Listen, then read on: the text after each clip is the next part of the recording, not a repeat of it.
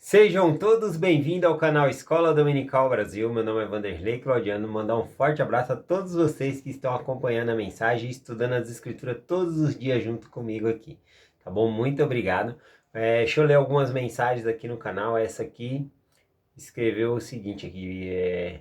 Muito bom, gosto demais das suas explicações. Até amanhã. Quem escreveu aqui é a Socorro de Fortaleza, Ceará. Um forte abraço para você. A outra mensagem aqui, quem escreveu é assim, é a Cláudia Brito. Cláudia Brito escreveu: parabéns, irmão Vanderlei, seus vídeos são tops demais. A Cláudia Brito, ela faz parte do estudo do Vem Segue-me às 5h20 da manhã comigo. Na verdade, ela que abre a sala e organiza lá, tá bom? Quem vai fazer a oração, tudo. Depois ela põe um hino no final. Então, se vocês quiserem estudar aí com a gente, 5h20 da manhã, são 40 minutos de aula, tá bom? Das 5h20 até as 6 horas da manhã. Então eu fico ali ministrando a aula nesse horário. Eu vou deixar o convite no final da descrição do meu vídeo e também nos comentários, aí eu vou fixar no topo, tá bom? Assim que possível eu já coloco o comentário no topo, aí é só você apertar, entra no grupo e aí todo dia tem a aula às 5h20 da manhã, tá bom? Quem puder participar, claro. Nós temos mais uma mensagem aqui, é da Eva Valverde, né? Ela escreveu assim: olá, irmão Vanderlei. Ela precisa acordar às 4h40 da manhã para ir para trabalhar. Aí não dá para participar da aula às 5h20, né? Quando nós começamos a aula, eu acho que a irmã já está trabalhando faz tempo. Mas enfim, ela escreveu aqui que às 4h40 ela acorda para ir trabalhar. E enquanto ela está se arrumando, ela coloca, né, a mensagem para ir tocando e ouvindo. E quando ela sai para ir trabalhar, ela já sai cheia do Espírito do Senhor. Parabéns por essa determinação de buscar o Senhor logo pela manhã por meio dessa mensagem. Tá bom? Muito obrigado. Vamos lá para o estudo do Vem Segue de hoje que eu vou compartilhar com vocês. Vou compartilhar aqui 2 Reis capítulo 3, tá bom? Aqui nós temos um personagem chamado Jorão.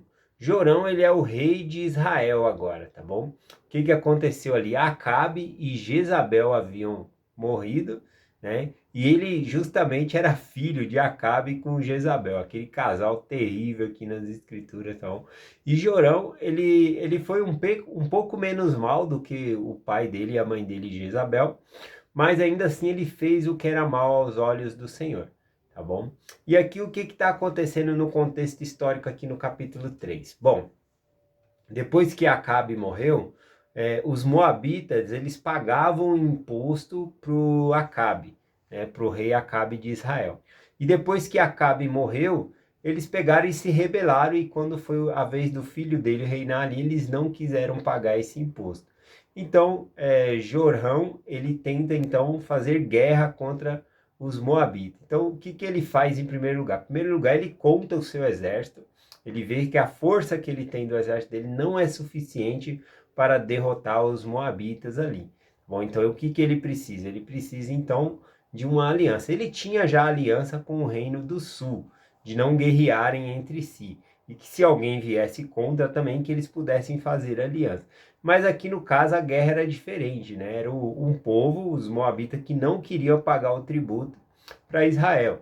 Mas mesmo assim ele vai lá até o reino de Judá para pedir aliança para ir contra o reino dos Moabitas ali, tá bom?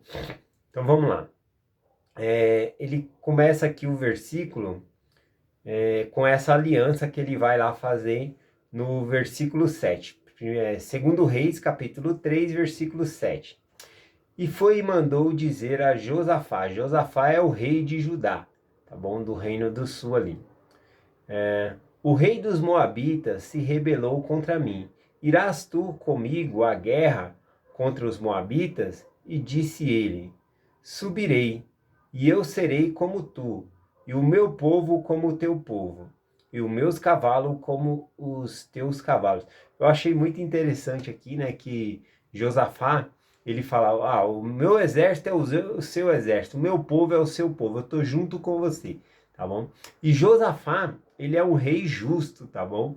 Aqui nós temos Jorão, que era um rei iníquo ainda, né? Que fazia mal, que era aos olhos do Senhor. Mas Josafá, ele era um rei justo na casa de Judá, tá bom? Então tinha essa diferenciação aqui também. Quando eu li esse versículo aqui, né, e vi que Josafá ele estava pronto a ajudar ali, né, eu lembrei do meu amigo Maurício, né, Maurício Miguel. Hoje em dia ele é o bispo da ala aqui, eu gosto muito dele. E ele sempre estava disposto a me ajudar, né? Eu lembro que eu tô faz tempo compartilhando as mensagens no YouTube, e às vezes quando dava problema na minha internet, falou, não, vem aqui, você usa a internet aqui. Eu já fiz 2 lives lá na casa dele, né, por conta que a minha internet estava ruim. E ele falou, não, minha casa está aqui para servir ao Senhor a hora que você quiser. Mesmo que eu não esteja, você pode vir e ficar aqui, ó, fazer a live. Né? Ele sempre abriu a porta da casa dele lá, eu utilizei algumas vezes lá. Né? E aí eu lembrei dele por causa de Josafá aqui, né, que quis ajudar ali Jorão. Bom, continuando aqui, né, o que que acontece aqui? Então são os dois reis que se juntaram para ir contra os moabitas. No versículo 8 disse assim, né, e disse-lhe, por que caminho subireis? Então Josafá pergunta, né, para Jorão por qual caminho eles vão subir até os moabitas. Então disse ele, pelo caminho do deserto de Edrom. Por que pelo caminho do deserto de Edrom? Porque eles passariam por Edrom. Edrom ali tinha o rei dos Edroms, né? E aí ele também tinha, ele era vassalo também de Israel, então eles iriam se juntar para ir contra os Moabitas. Então, na verdade, seriam 3 reis contra um rei, tá bom? Contra um rei lá que era dos Moabitas. Então eles se juntaram e foram. Enquanto eles estavam no deserto, né, indo em busca ali, indo até os Moabitas, eles foram até um determinado local e não acharam água, apesar deles conhecerem a região, e eles foram para outro, porque no deserto é assim, às vezes tem um manancial de água num certo lugar e depois some aquela água, aí tem que ir. Assim os pastores de ovelha no deserto é assim também, tem lugar que tem pasto uma época, aí some aquele pasto, vai ter em outro lugar. Então eles foram de lugar em lugar e não acharam água. E eles ficaram 7 dias marchando e não encontraram água. E aí então eles se encontraram em sério perigo nesse momento, porque sem água, como é que o exército dele ia sobreviver? Então aqui começa a murmuração e também uma demonstração de fé. Murmuração por parte de Jorão e a fé mostrada pelo outro rei, né, que era Josafá, que era um rei justo, né? O outro rei de Edom ele era de uma nação estrangeira, né? Então ele não compartilhava da mesma fé ali. Vamos ver aqui sobre essa murmuração, né? Então disse o rei de Israel é Jorão. Ah, que o Senhor chamou esses 3 reis para entregar na mão dos Moabitas. Ele já colocou logo a culpa de Deus aqui, né? Falou, aí, ó, Deus colocou nós aqui para nos entregar na mão dos Moabitas. Nós vai morrer de sede aqui nesse deserto. É o versículo 11. E disse Josafá, não há aqui algum profeta do Senhor para que consultemos ao Senhor por ele? E então respondeu um dos servos do rei de Israel, né, dizendo que tinha, que era Eliseu. Interessante que quem responde é o servo do rei de Israel, né? O rei de Israel ali parece que ele não quer vínculo nenhum com o profeta Eliseu ali, né? Então é bem complicado e a gente vai ver esse encontro aqui que é realmente complicado. Mas a gente vê que Josafá, ele tem essa fé, que um profeta de Deus poderia dar uma orientação, né? A gente viu que o outro rei, né, o rei de Israel, ele pega e fala, ah, Deus que deixou a gente nessa situação para nos entregar na mão dos moabitas, né? Já Josafá não, ele fala, não tem aqui um, um profeta para que nós possamos consultar, para que ele nos dê uma palavra, o que nós devemos fazer? Então ele buscou ao Senhor por meio de um profeta aí. Lembrando que Eliseu, ele é um profeta do reino do norte, tá bom? E Josafá, ele é o rei do reino do sul, tá bom? Então é de nações diferentes ali. E aí então o servo, né, de Israel ali, do rei de Israel, fala que era Eliseu. Então os 3 reis eles descem até Eliseu, tá bom? E olha só como Eliseu é duro com Jorão aqui, né? Aqui no versículo 13 em diante. Mas Eliseu disse ao rei de Israel, que tenho eu contigo? Vai aos profetas de teu pai e os profetas de tua mãe, né? Ele falou, vai lá procurar os profetas lá de... Quem era o pai, né, de Jorão e a mãe de Jorão, era Acabe e Jezabel, né, que haviam colocado ídolos na terra, que prostituiu a terra ali toda. Então ele falou, vai, o que que eu tenho a ver com você? Nossa, ele veio... Então por isso que eles não se davam muito bem por conta que o rei de Israel, ele não buscava a Deus, na verdade, ele não guardava os mandamentos do Senhor, ele fazia o que era mal aos olhos do Senhor. Então aqui o profeta já está dando uma bronca nele aqui, né? O que tem eu contigo? Vai lá procurar os profetas lá do teu pai, da tua mãe, né? E aí ele continua dizendo, porém o rei de Israel lhe disse, não, porque o Senhor chamou esses 3 reis para entregar na mão dos moabitas, né? Aí ele dá aquela desculpa, não, é que eu tô com nós estamos em 3 reis aqui e a gente precisa saber. Ele dá aquela desculpa ali esfarrapada, se enfia no meio dos outros ali, né? Porque na verdade ele não queria buscar o profeta ali. Já aconteceu isso de alguém não querer procurar o líder, porque o líder vai dar um conselho bom, vai pedir para a pessoa abandonar o pecado. E ele não queria abandonar os pecados dele ali, então ele não buscava o profeta, mas nessa ocasião era uma extrema urgência e ele foi com os outros 2 reis ali. Aliás, o exército de todos os 3 estavam em perigo agora, de todos os 3 reis, porque eles estavam sem água no deserto. E eles precisavam de água, senão eles não iriam nem conseguir guerrear contra os moabitas. E aí Eliseu continua dizendo assim, e disse Eliseu, vive o Senhor dos exércitos em cuja presença estou, que se não, que se não respeitasse a presença de Josafá, rei de Judá, não olaria para ti, nem veria, nem a te veria. Olha só que coisa, né? O profeta Eliseu falou, né, para o rei de Israel, olha, se o rei de Judá não tivesse aqui, se Josafá não tivesse aqui, você nem ia ver o meu rosto, eu não ia olhar nem na sua cara, né? Olha que coisa é essa, do jeito que eles se tratam aqui, né? O profeta falou, olha, eu não queria nem saber, eu não ia nem te receber, se não fosse Josafá. E aí a gente consegue observar que por causa de um justo, os outros são abençoados também, né? A gente vai observar que o rei de Israel ele vai ser abençoado porque Deus quer abençoar o rei ali da casa de Judá, né? E sendo um profeta da casa de Israel, ele está abençoando alguém que é lá da casa de Judá, né? É interessante isso aqui. Então, no livro de Mórmon fala muito disso, né? Que no dia que tirar os justos do meio do povo, né? Aí o povo sofreria, a nação sofreria ali. E aqui, no caso, tem uma pessoa justa que era o rei Josafá, tá bom? Então, ele vai falar, vai receber, vai dar uma palavra ali por causa de Josafá. Eu achei interessante essa parte aqui. Algumas vezes no bispado, quando eu trabalhava no bispado, em conversa ali de bispado, a gente falava, olha, tem pai que só come por causa do filho, né? Porque é muito de como é que você vai negar uma ajuda a uma família que tem crianças pequenas, tem inocentes envolvidos, né? Então a gente vai abençoar porque as crianças precisam, mas às vezes a gente vê que os pais ali, eles não têm um compromisso em guardar os mandamentos de Deus, não querem viver o evangelho, não querem frequentar a igreja, mas mesmo assim aquela família vai ser abençoada porque tem os filhos. Eu acredito que Deus ele faz a mesma coisa, né, com outros adultos também, né? Às vezes alguém pode pensar, nossa, como que essa pessoa tem um emprego bom e a pessoa é adúltera, trai a esposa, mas não vê que por trás daquilo ele tem uma família também, ele sustenta os filhos, e aí Deus permite, né, que ele mantenha o emprego dele para dar um futuro para os filhos dele ali também.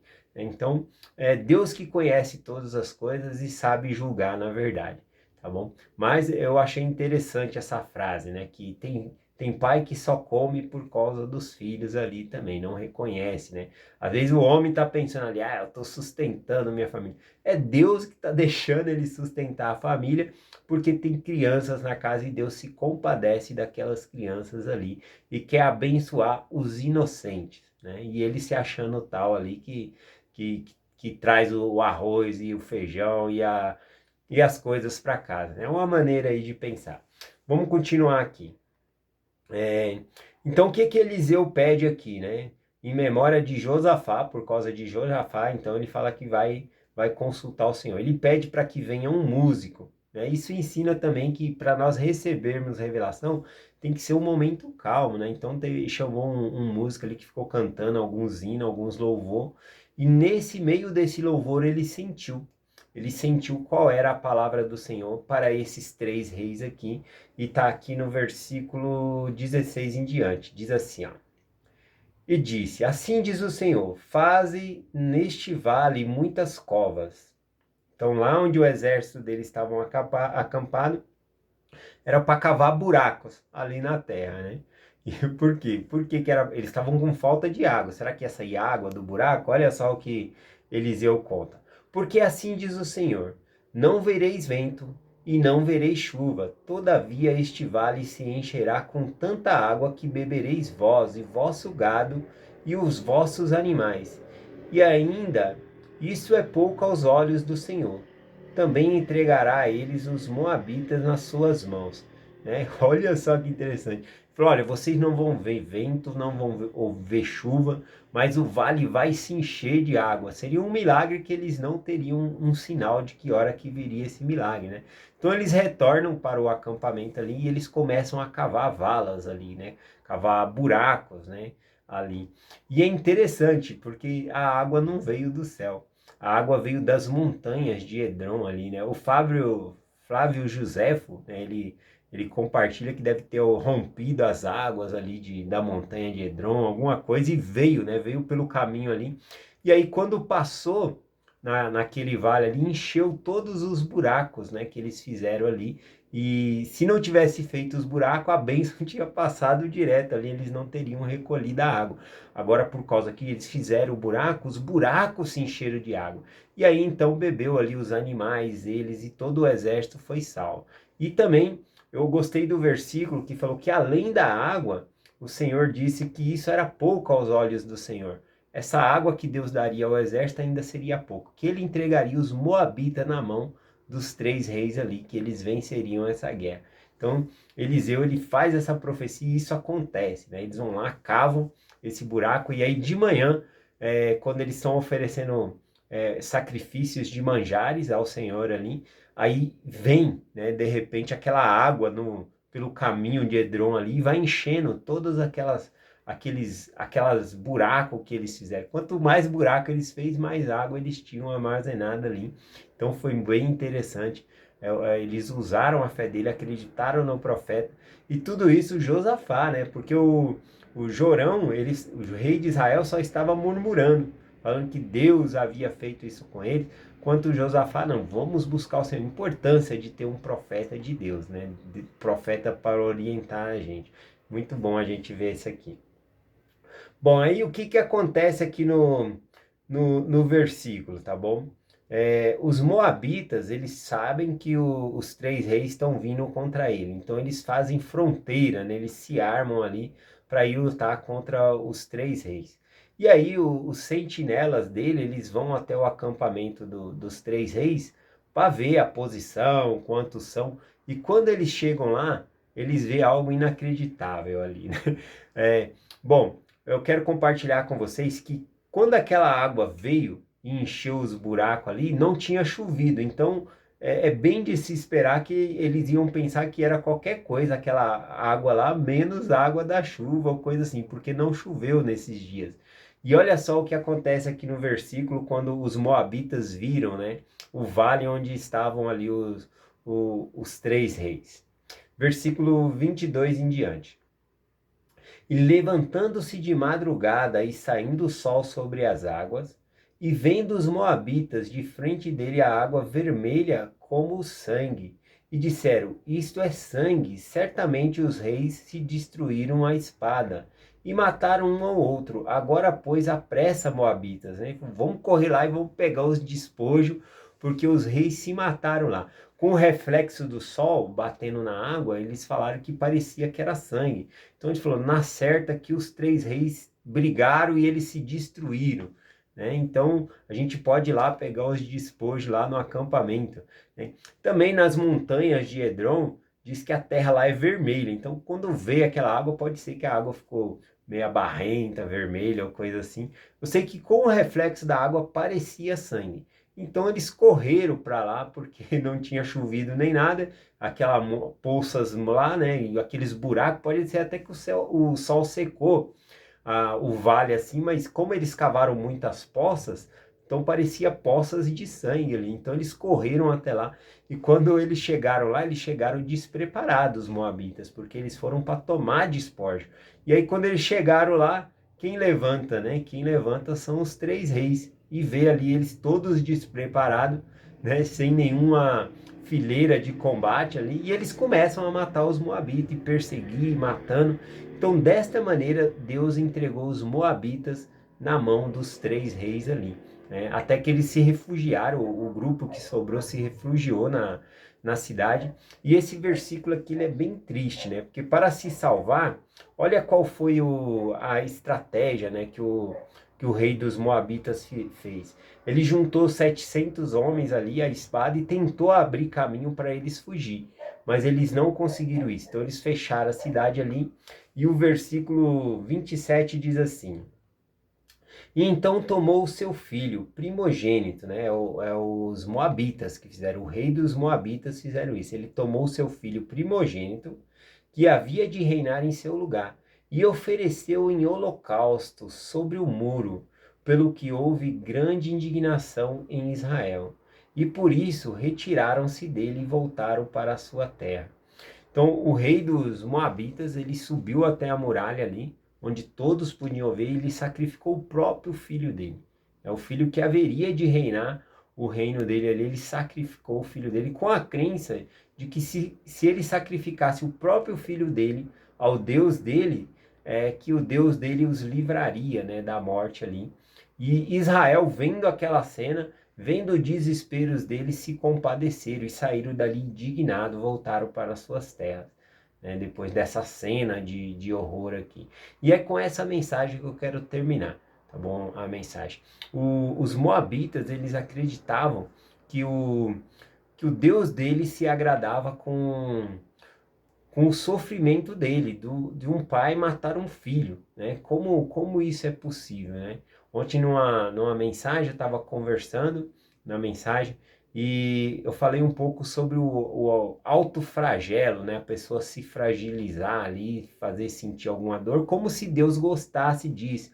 Por exemplo, algumas pessoas fazem promessa, se Deus me conceder essa bênção, eu vou subir de joelhos essa escada aqui, né? Claro que vai machucar todo o joelho. E será que é isso que Deus quer? Ele quer ver o seu joelho machucado? Será que é isso que Deus quer? Né? Outra pessoa, até a pessoa comentou na aula, né? Que um parente pegou e falou assim: olha, se Deus me conceder essa bênção, eu prometo que eu nunca mais vou comemorar o Natal. Né? Será que é isso que Deus quer? Que a pessoa não comemore mais Natal? A pessoa até sugeriu, não é melhor você todo ano no Natal você fazer uma cesta básica e doar para alguém? Tenho certeza que Deus vai ficar mais feliz com esse ato do que você não comemorar o Natal, né? Então, a gente tem que pensar um pouco de que tipo de Deus que a gente está acreditando.